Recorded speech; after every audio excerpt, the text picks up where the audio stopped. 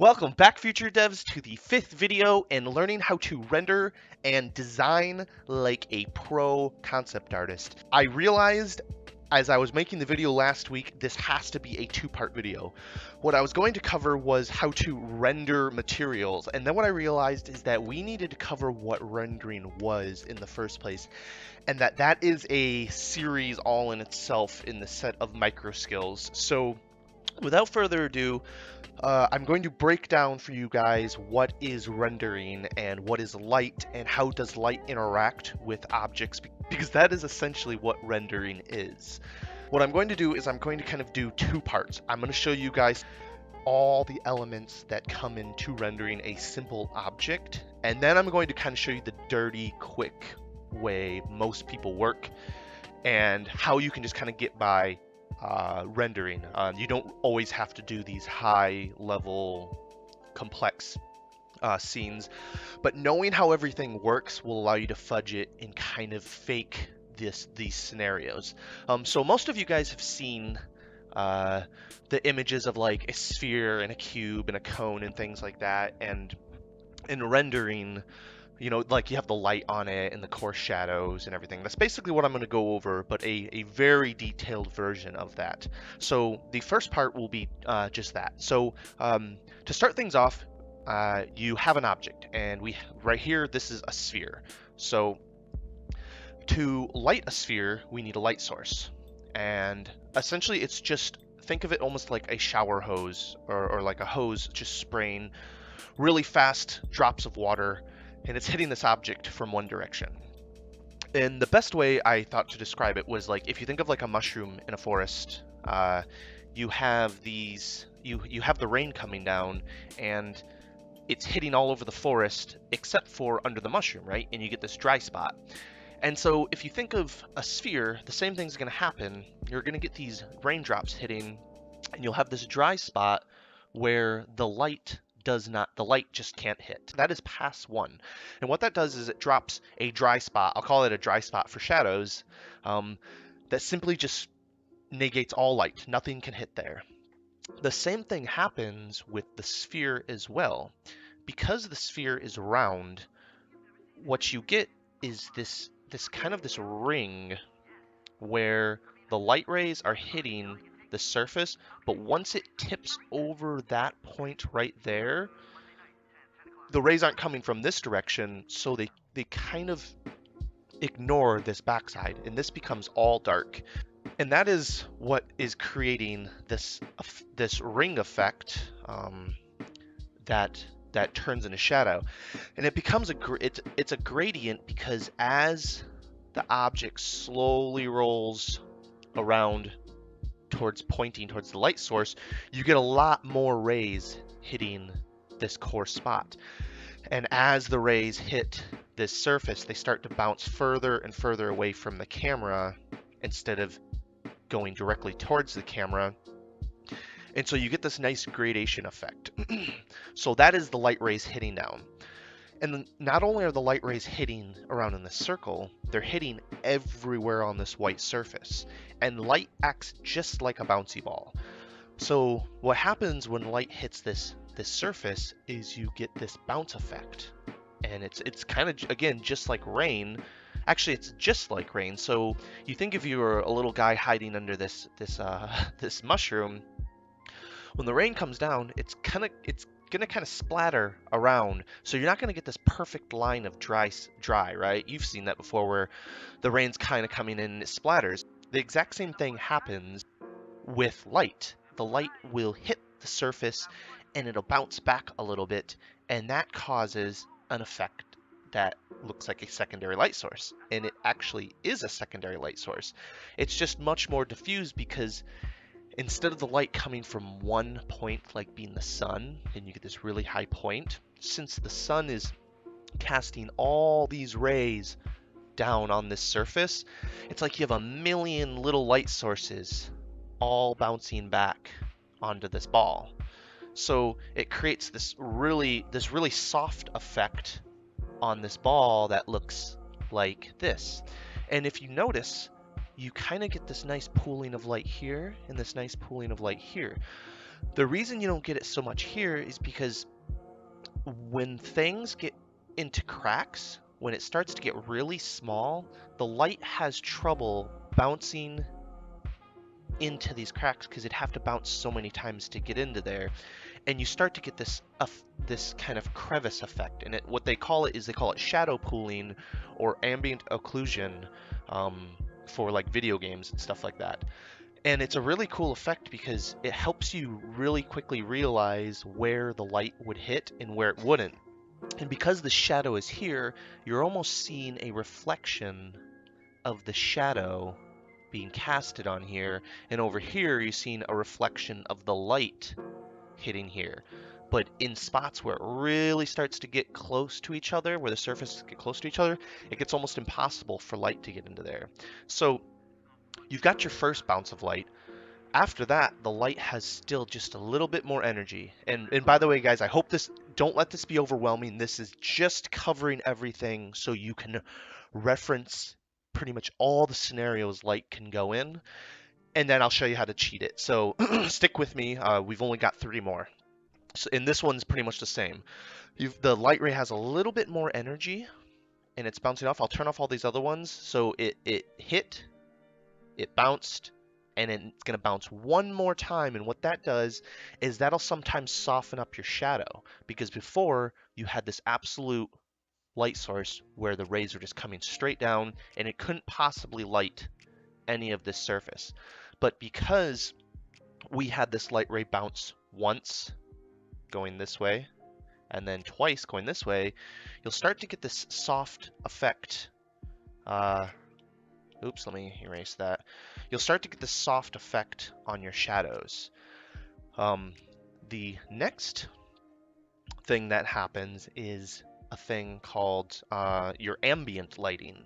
And what this is, you have the sun. Think about, you have the sun shining. The sun isn't only hitting this object, the sun is hitting clouds, it's hitting trees, it's hitting mountains, it's hitting all over the sky. And so what you get is you get this effect that just looks like almost a halo effect above the object. And I can turn that up just a little bit. So you get this effect where it's just the environment around you is just kind of like this big, broad, soft light that shines. And sometimes, like, a lot of people will colorize this so it's kind of has like a blue tint to it, because it's usually the sky that is creating this effect. So you'll get this nice ambient lighting. Let me turn that to light, and there you go. We get this nice ambient lighting that cascades over the entire object. So actually, that is all your lighting scenarios that can possibly happen on an object at any given time. And as you can see here, at the final result is very, very realistic. And this applies to all objects. I wanted to cover one more thing, which was bounce light again. So I have here this cube, and this cube is sitting right next to this, let me turn this layer off, is sitting right next to this sphere. So when the light comes in, again, the light is coming in from everywhere, and what happens is you get this effect where the light is bouncing off the sphere as well, because this is, if you think of the surfaces on, we could be on a giant box like this, right? So it's no different. If the light can bounce off the floor, the light can also bounce off an object that's near it. And so when you bring the sphere in, you would also get an equal bounce off of this box, and it almost look like a even brighter light. So that is about all the scenarios that can happen with rendering, and that's just about all rendering is. It's just faking what happens with light when it hits different types of objects, like spheres and boxes and cylinders and things like that. And if you want, I can cover just a little bit on this cube, the same things that are happening really quick. So the light's coming in, right? And it's casting the shadow. This one isn't just as accurate because I really quickly drew it. And the light's hitting all over the surface, right? It's hitting here, it's hitting here. It can't obviously hit in the shadows, but then it bounces back up. And you start to see all these bounces. And if you notice, you get these really intense, this really intense light, and it starts to fizzle out as it goes this way because this corner is so close to a white spot that you're going to get a ton of light pooling on here. But as this gap gets further and it's right next to this really dark spot, you almost get this shadow effect that happens going this way. So there's a ton going on when it comes to thinking about rendering objects, but if you consider that it's really just light coming in, and I'll just recap really quick: light coming in, it covers the entire environment, it bounces off and creates a secondary soft light source, and that bounces one more time to kind of soften the shadows that used to be so hard. If you think of just a nice ambient lighting coming from it's just kind of a very soft general top-down light, and then objects around it will also influence. So like actually if this cube was red, there would be a red light source on this. So because when light bounces off an object, it kind of absorbs its properties. But that'll be the second video, so I actually shouldn't get into that. That's going to be material properties. And it looks crazy right now, but it's really just a bounce. The light hits and it bounces a few times, and these are the effects it causes. So what I have here for you is a cheaper version of that. I made this because I wanted to talk one more time about how shadows pool. You have this light source coming in, right? And if you think of a sphere, it's basically, this is just like a sphere that's been stretched. Instead of having a dot right here, you have a line, and you still have the shadow, the shadow part that comes off of it. It's just long. And what they call this is actually key to remember. This is actually the only terminology I want you guys to remember. This is like your highest point of light.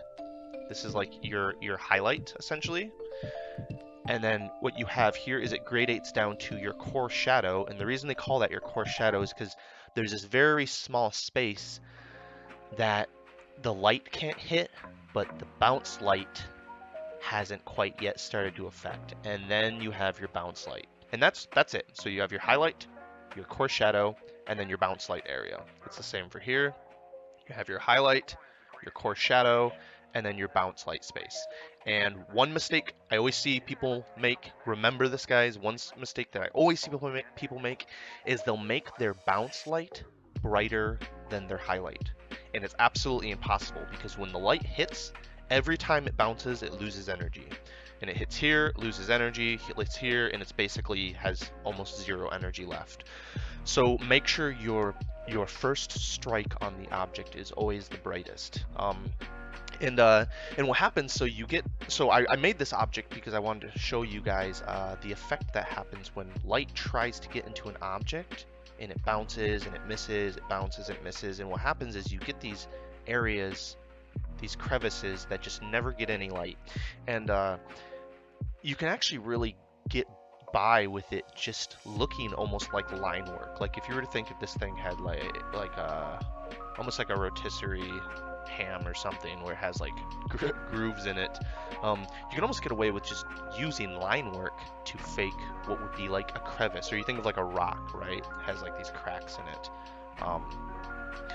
What's cool is you can just draw, and that's almost like rendering, because what's going on is the crevices are, like if this was a side view, the crevices are so close together, light bounces, but it can't really get in there. It bounces back out. If it gets in here, it's bouncing out, and you get this area where it gets really dark.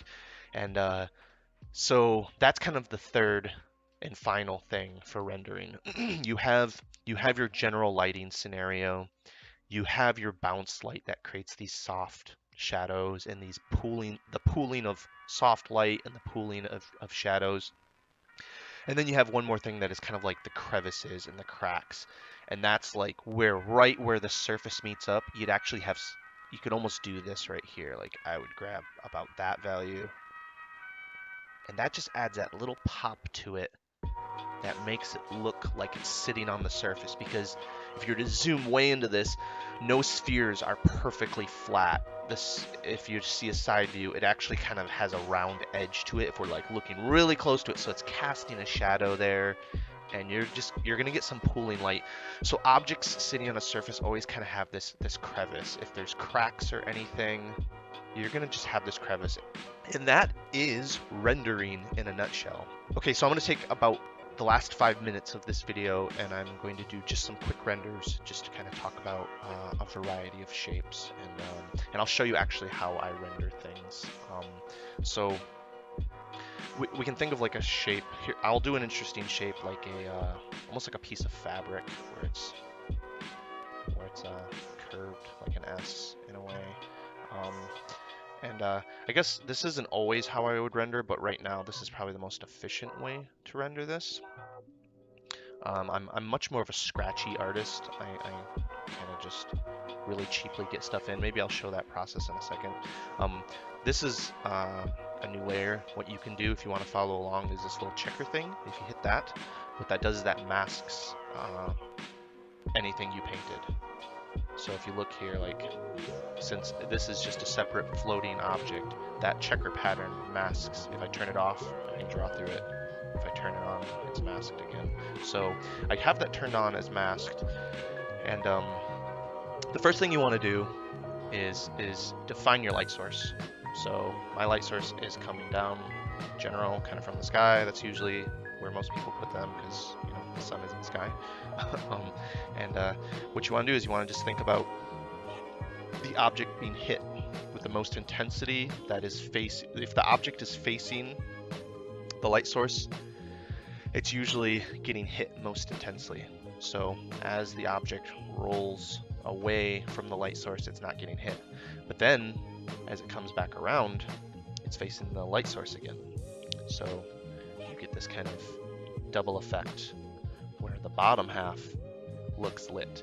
And it instantly gives that illusion of a 3D object. That is our primary light source, right? And I normally do like one bounce and that's it. So let's take not a full bright, right? We don't want to paint with a completely bright color, but I'm gonna take like this gray, and I'll do on the same layer. And what you want to do is, if the light rays are bouncing off of this surface it's sitting on, right? It's gonna be hitting all over this, but it's gonna have trouble hitting coming from this angle and hitting this downward spot. So this is going to be darkest, but the surface that's really overhanging, that's going to get a ton of direct bounce light. I may be making a mess there. So what you want to do is kind of just make it darker. You get kind of bounce light effect like that, and your core shadow, you'd almost have two core shadows here, one here and one there. And what's crazy is you'd actually get a cast shadow. This is called self-shadowing. You'd get the object would actually cast a shadow on itself, because if the light rays are terminating right on this object, you get this huge underhang. So you'd get this hard section right here where it'd be casting a shadow. If we blur that a little bit, actually I'm going to take this tool, that looks a little bit more appropriate. So that is how you can do an object like that. If you think of, if you want to do like a cylinder, think of like arms. A lot of things are made out of cylinders. What we can do is we can draw our object again. Let's do a new layer, and let's just draw, here's a tube, right? If you think of, like, it's going like this essentially, right? This is why perspective, it comes before rendering, because now we understand this object in 3D space, and if light is coming in, it's going to hit this section pointing towards, you always want to be pointing towards the light source. And this might be messy, but that's okay. You'd have your core light source here. I'll do this even cheaper. This is pretty much how I render. You'd have your core light source here, your core shadow, right? And then I'd color pick a lot. I'd grab my value because you don't want your bounce light to be as bright as your lit side. This is honestly how I render, and it's super quick and dirty. But when it's like amongst a massive painting, you don't really notice it. And that's really all you have to do to get something to look lit.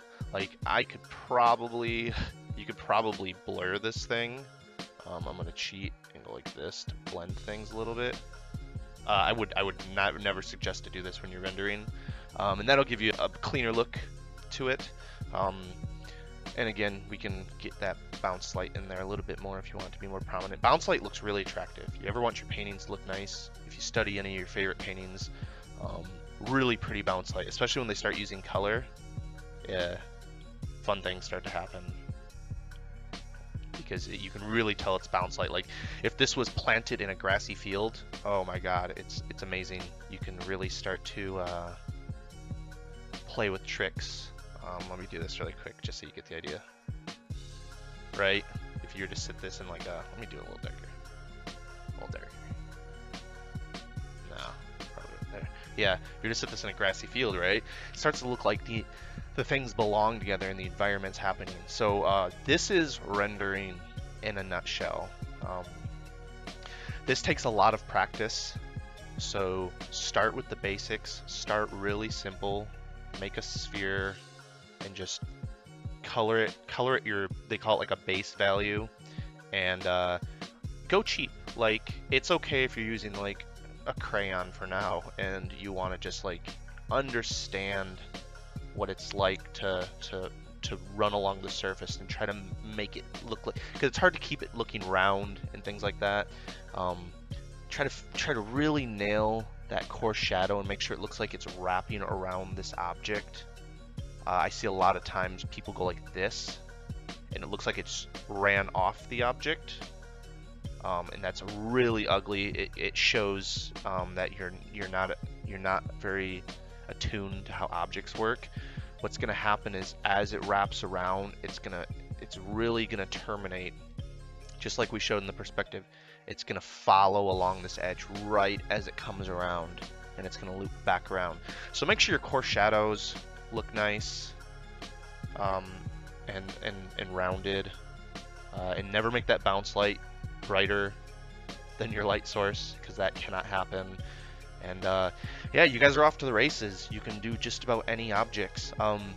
There is a lot of supplemental material when it comes to, you know, how to do cones, how to do cylinders, how to do boxes. Find that stuff. That's really important. Again, I'm here just to kind of expose this stuff to you guys and show you that these are the core features of creating beautiful objects.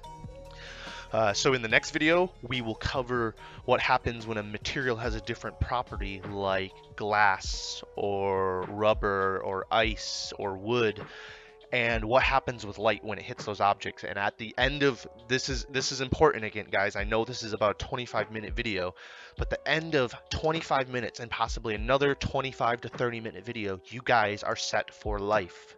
You understand all the principles of making incredibly realistic objects, and that's it. You're done. You can go on and pursue a career. You obviously have to get your skills up in that, but realize how valuable it is to just have this information at hand. You can bookmark parts of the video if you want to and get really crazy and nerdy about it, but these are the principles. They're not that hard to understand. Again, please message me if you have any questions. I will answer anything as quickly as possible. I usually see messages on my YouTube channel or my email within minutes. And yeah, I look forward to helping you guys out in the next video. Thanks for watching. Bye.